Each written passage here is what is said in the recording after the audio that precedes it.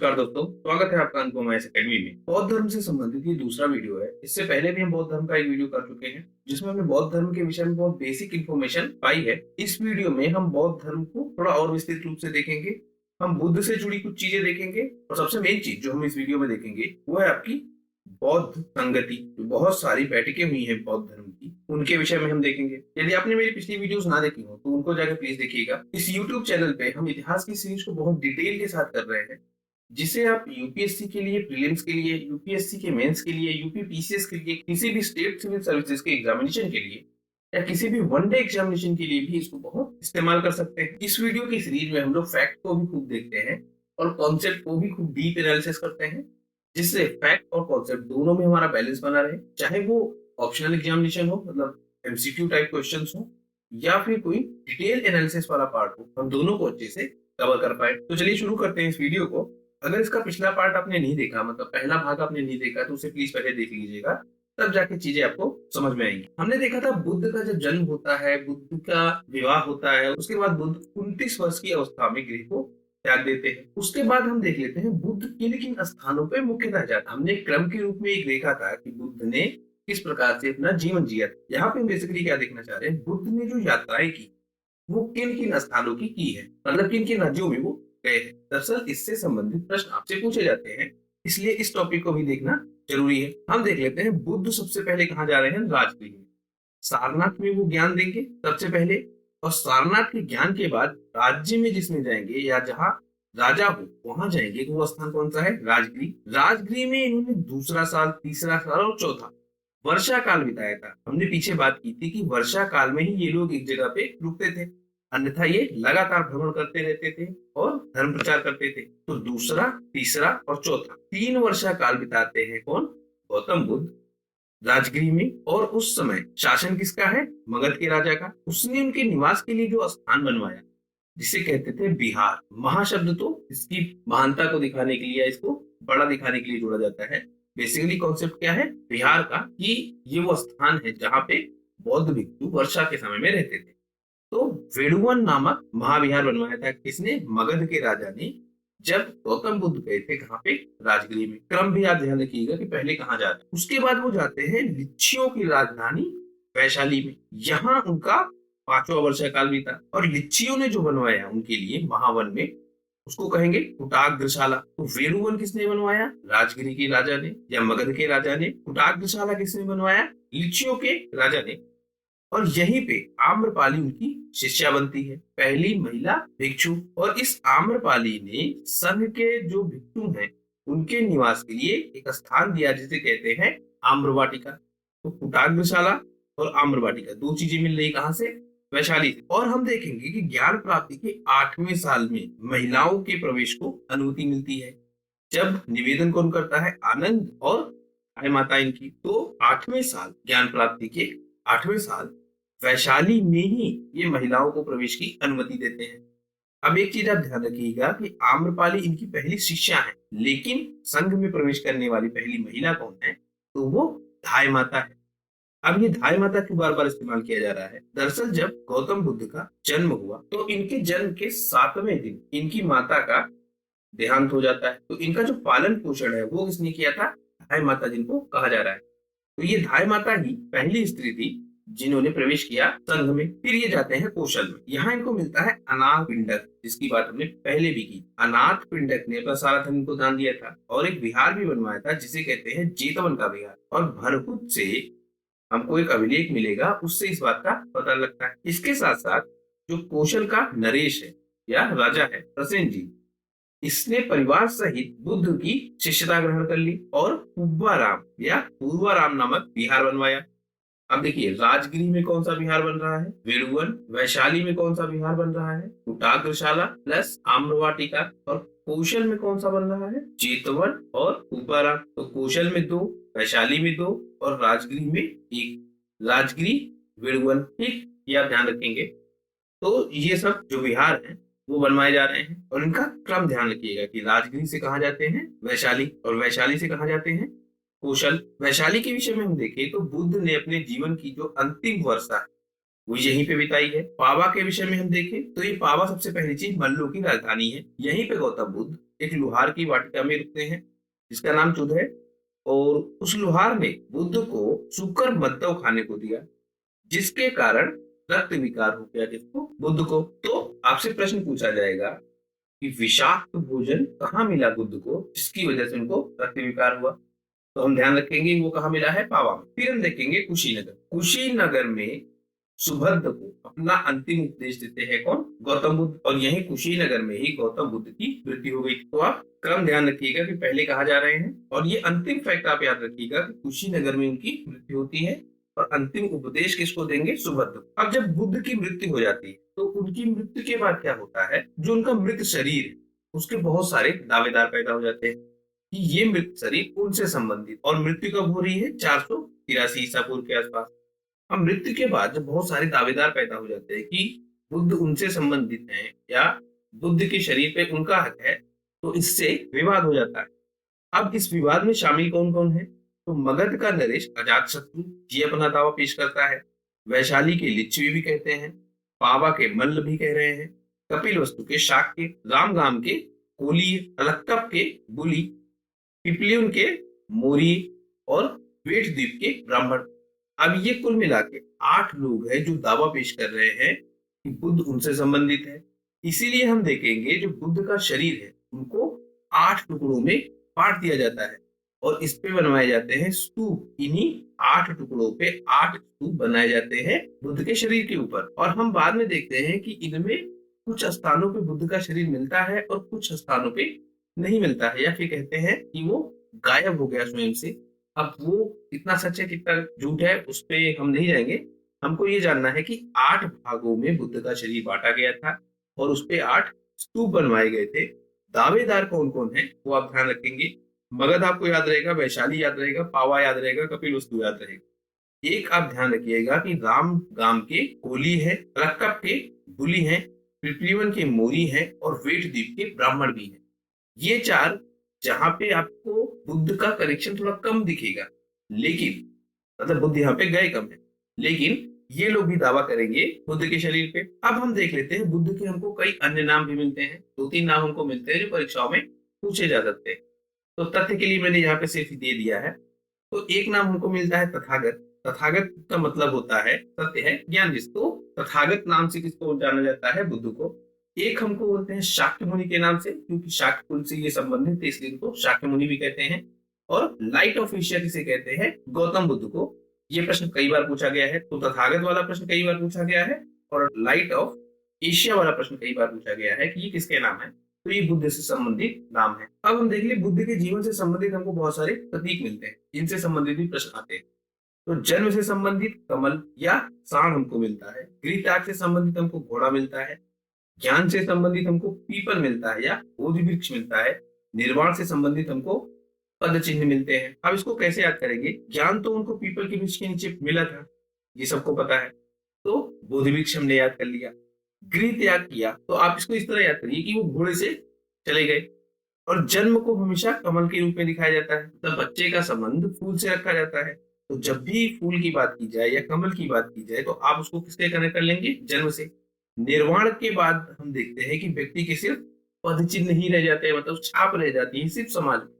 तो पद चिन्ह किससे संबंधित है, निर्वाण से संबंधित है। तो इस तरह कनेक्ट करके आप याद कर सकते हैं। अब हम देख लेते हैं बौद्ध संगीतियां या बौद्ध बैठके या बौद्ध सभाएं, जिससे सबसे ज्यादा प्रश्न आते हैं। 4 बौद्ध संगतियां होंगी और इन 4 बौद्ध संगतियों में अलग अलग निर्णय होंगे, अलग अलग पुस्तकें लिखी जाएंगी। इस धर्म में बंटवारा होगा, जैसा आप जैन धर्म में देख रहे थे, क्योंकि बैठकें तब हो रही है जब ज्ञान चर्चा होगा और ज्ञान चर्चा में विवाद होगा, मतलब इस बैठकों में विवाद होगा और नए विचार निकल के आएंगे। तो बौद्ध धर्म से संबंधित 4 बैठकें हैं, इनको 4 संगतियां कहते हैं। उनको हम देख लेते हैं। इनमें जो आपको याद रखना है, एक ये हुई कहाँ पे है, दूसरा राजा कौन था उस समय, तीसरा अध्यक्ष कौन था उस समय, और चौथा जो परिणाम निकलेगा इस बैठक का उसे आपको ध्यान में रखना है। तो जो पहली बैठक होगी वो सबसे पहले कहाँ होगी, 483 बीसी में, मतलब 483 ईसा पूर्व में ये बैठक होगी कहाँ, राजगिरी के पास। और जगह का नाम क्या है, सप्तपर्णी गुफा में ये बैठक होगी। अध्यक्षता कौन करेंगे? महाकश्यप इसकी अध्यक्षता करेंगे। और शासन काल किसका होगा? अजातशत्रु का। अजातशत्रु हर्यक वंश का राजा। तो इसके समय बैठक होगी। बुद्ध की शिक्षाओं को पिटकों में विभाजित किया गया। तो यहाँ पिटक बनाए गए और उनमें बुद्ध की शिक्षाओं को विभाजित किया गया। हमने देखा था आपका 3 पिटक थे, तो बुद्ध की शिक्षाओं को विभाजित करके पिटकों में रखा गया। अभी तीनों पिटक एक साथ नहीं आएंगे, ये आप ध्यान रखेंगे, लेकिन पिटक के रूप में एक व्यवस्था आएगी जिसमें बुद्ध की शिक्षाओं को बांटा जाएगा। तो हमको 2 पिटक मिलेंगे। एक आपका विनय पिटक, जिसकी रचना किसने की? उपाली ने। ये रचनाकार आप ध्यान रखेंगे। तो विनय पिटक की रचना किसने की? उपाली ने। और जो आपका सुत्त पिटक आया, इसकी रचना किसने की? आनंद ने। ये आनंद आप ध्यान रखेंगे कि आनंद से संबंधित प्रश्न बहुत सारे आते हैं। आनंद इनके 5 शिष्यों में प्रमुख था। आनंद ने जो महिलाओं का प्रवेश है बौद्ध धर्म में, उसके लिए भी प्रयास किया था। आनंद ने निर्वाण के विषय में भी सलाह दी थी बुद्ध को कि वो निर्वाण कहाँ ले। तो इस तरह से हम देखेंगे कि आनंद काफी इंपॉर्टेंट शिष्य है गौतम बुद्ध का, और इससे संबंधित सवाल पूछे जाते हैं। तो सुत्त पिटक का निर्माण किसने किया है, या सुत्त पिटक का सृजन किसने किया है, या कंपाइलेशन किसने किया है? वो आनंद ने किया है। तो ये पहली बैठक है और उससे संबंधित तथ्य है। फिर हम देख लेते हैं दूसरी बैठक होगी। दूसरी बैठक कब होगी? 393 ईसा पूर्व में। अब यहीं से आप इसको कनेक्ट कर लीजिए। पहली बैठक कब हो रही है? 483 ईसा पूर्व में। तो पहली बैठक के 110 साल के बाद ये बैठक होगी, ठीक है। और बैठक कहाँ पे हो रही है? वैशाली में। अध्यक्ष कौन है? साबक मीर या सर्वकामनी। तो अध्यक्ष आप इसका ध्यान रखिएगा। शासन किसका है? कालाशोक का। और ये कालाशोक किससे संबंधित है? शिशुनाग वंश से। बौद्ध धर्म का यहाँ पे विभाजन हो जाएगा। अब इन विभाजन को हम बहुत डिटेल से एक अलग वीडियो में करेंगे, क्योंकि ये काफी क्रिटिकल है और बड़ा कंफ्यूजिंग है। लेकिन आप बेसिक समझ लीजिए कि बौद्ध धर्म का जो पहला विभाजन है वो कब हो रहा है। ये विभाजन कई स्तरों में होंगे, कई बार में होंगे। मैंने पहले कोशिश की थी कि इसी वीडियो में उसको कर ले जाऊं, लेकिन वो बड़ा कंफ्यूजिंग सा हो रहा था, तो हमने उसके लिए एक अलग वीडियो बनाई है जिससे विभाजन वाला पार्ट बिल्कुल आपको क्लियर हो जाए। फिलहाल जो पहला विभाजन होगा बौद्ध धर्म का वो होगा स्थाविरावादी, जो कहते हैं कि विनय पिटक में जो कुछ लिखा है, या रूढ़िवादी जो परंपराएं हैं बौद्ध धर्म से संबंधित, उसको ये अपनाते हैं। फिर हमको मिलते हैं महासंघी। महासंघी कहेंगे कि नहीं, हम नए नियमों का समर्थन करेंगे। तो स्थाविरावादी की बात हम जब करेंगे तो ये रूढ़िवादी है। महासंघी की हम बात करेंगे तो ये नए विचारों का समर्थन करने वाले लोग। और ये विभाजन कब हो रहा है? द्वितीय बौद्ध संगति में। पाटलिपुत्र और जो वैशाली के भिक्षु हैं, इन्होंने कुछ नए नियमों को धारण किया और ये क्या बनेंगे? महासंघी बनेंगे। लेकिन हम देखेंगे कि जो कौशाम्बी के और जो अवंती के भिक्षु, ये मानते थे कि जो पुरानी परंपराएं हैं, जो विनय पिटक में लिखी गई परंपराएं हैं, वही बुद्ध की असली शिक्षाएं हैं और उसी को हम मानेंगे। अब देखिए, इसी तरह का कुछ विवाद हमको जैन धर्म में भी मिल रहा था। एक कह रहा था कि हम असली जैन हैं, हमने असली शिक्षा फैलाई है, और सेकंड वाला कह रहा था कि हम हैं। तो एक हमको क्या मिलता था? पीताम्बर मिल गया हमको, और एक हमको क्या मिल गया? दिगंबर मिल गया। इसी तरह से यहाँ भी विभाजन हो रहा है कि एक हमको मिल गए कौन? स्थविरावादी, और दूसरे हमको मिल गए महासंघी। जो स्थविरावादी है ये कह रहे हैं कि हम विनय पिटक को मानेंगे, इसमें जो बातें लिखी गई हैं वही बुद्ध की असली शिक्षाएं हैं। और जो आपके महासंघी है ये कह रहे हैं हम नए नियमों को बनाएंगे और नए नियमों को अपनाएंगे। अब ये क्या है? परिवर्तनवादी है। और ये आपके क्या है? रूढ़िवादी है। तो हमको दोनों विचारधाराएं देखने को मिल रही है बौद्ध धर्म में, रूढ़िवादी भी और परिवर्तनवादी भी। फिर हम देखते हैं तृतीय बौद्ध संगति होती है, और ये होगी आपकी पाटलिपुत्र में। और कब होगी? 251 ईसा पूर्व के। इसका अध्यक्ष कौन है? मोगली पुत्रतिस, ये इसका अध्यक्ष है। शासक कौन है? ये आप ध्यान रखिएगा, अशोक। तो अशोक के शासन काल में तीसरी बौद्ध संगति होती है। ये तथ्य आप बहुत ध्यान रखेंगे। यहाँ पे जो काम होता है कि जो बौद्ध धर्म की शिक्षाएं हैं, जो उसके सिद्धांत है, उनका जो दार्शनिक विवेचना है वो संकलित किया जाएगा इस तृतीय बौद्ध संगति में। और इसे कहेंगे क्या? अभिधम्म पिटक। तो जो तीसरा पिटक है आपका, सुत्त पिटक पहला, विनय पिटक दूसरा, और जो तीसरा पिटक है अभिधम्म पिटक, जो फिलॉसफी को बताएगा, जो आपके दर्शन को बताएगा इस धर्म से संबंधित, उसका संकलन कब किया जाता है? तृतीय बौद्ध संगति में। और उस समय राजा कौन है? अशोक। इस बौद्ध संगति में एक बड़ा परिवर्तन और होगा। बौद्ध मत को जो असंतुष्ट लोग और जो नए परिवर्तन, उनसे मुक्त कराने का प्रयास किया जाएगा। मतलब बहुत सारे ऐसे लोग होंगे जो बौद्ध के विचारों से असहमत होंगे या उनमें नए परिवर्तन करना चाह रहे हैं। तो जो ये लोग नए परिवर्तन करना चाह रहे हैं विचारों में, उनको बौद्ध धर्म से ही निष्कासित कर दिया जाएगा। तो हम देखेंगे कि लगभग 60,000 लोगों को बौद्ध धर्म से निकाल दिया जाता है। इसके द्वारा, तृतीय बौद्ध संगति द्वारा। अब यहाँ पे बौद्ध धर्म के फिलॉसफी पे काम हो रहा था, दर्शन पे काम हो रहा था। जब दर्शन पे काम हो रहा था तो जो लोग बौद्ध धर्म की फिलॉसफी से सहमत नहीं थे, जो ये मानते थे कि नए नियम बनने चाहिए और जो पुरानी परंपराएं हैं उनको ये लोग नहीं मान रहे थे, तो इनका निष्कासन कर दिया जाएगा। कहां से? बौद्ध धर्म से। इसके बाद हम देखेंगे कि फिर से एक विभाजन होगा। फिर आपकी जो होगी चौथी बौद्ध संगति। ये कहाँ होगी? कश्मीर में और कुंडलन में। और कब हो रही है? पहली शताब्दी में ईसा की। अध्यक्ष कौन है इसका? वसुमित्र। और उपाध्यक्ष के रूप में हमको कौन मिलता है? अश्वघोष। अश्वघोष की पुस्तकें आप ध्यान रखेंगे, ये पूछा जाता है।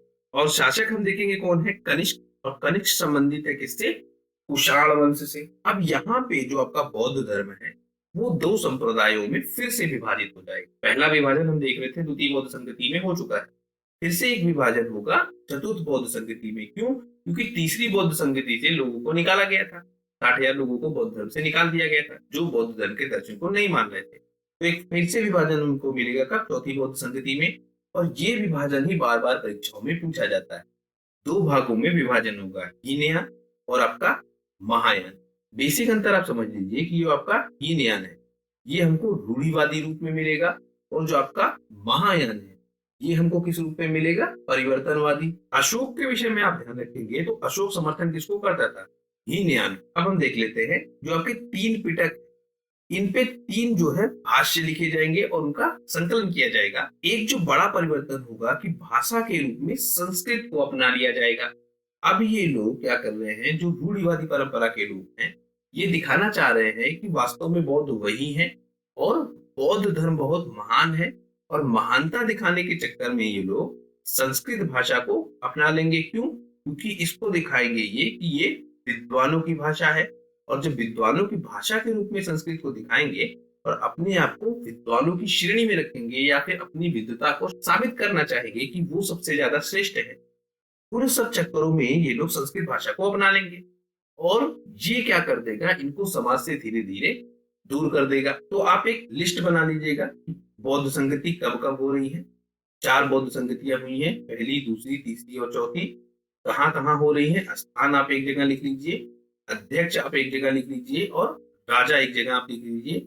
और उसके बाद एक विवरण वाला आप पोर्शन लिख लीजिए कि उसमें क्या प्रमुख परिवर्तन हुआ है। तो आशा करता हूँ बहुत ही शॉर्ट वीडियो में आपने ये समझा होगा कि बौद्ध धर्म की जो विचारधारा है उनमें अंतर कब कब आ रहा है और क्यों आ रहा है। दूसरा, हमने ये समझ लिया कि जो बौद्ध संगतियां हैं वो कब कब हो रही है, कहाँ कहाँ हो रही है। हमने ये समझ लिया जो बुद्ध की मृत्यु हुई उसके बाद जो उनका शरीर है उस पर दावेदार कितने हैं। हमने कालक्रम देख लिया कि बुद्ध किन किन स्थानों पे जाते हैं और प्रमुख परिवर्तन क्या क्या वहां देखने को मिलते हैं, या फिर प्रमुख जो घटनाएं हैं उस क्षेत्र से संबंधित बुद्ध से जो कनेक्ट हो रही है या बौद्ध धर्म से जो कनेक्ट हो रही है उसको हमने देख लिया। आशा करता हूँ ये वीडियो आपको पसंद आया होगा। यदि ये वीडियो आपको पसंद आया हो तो प्लीज अपने दोस्तों के साथ इसे शेयर कीजिए, लाइक कीजिए इस वीडियो को और सब्सक्राइब कीजिए इस चैनल को, जिससे हम लोग ज्यादा से ज्यादा लोगों तक अपनी फैमिली को बढ़ा सके। आपका हमसे जुड़ने के लिए बहुत बहुत धन्यवाद। का दिन शुभ हो।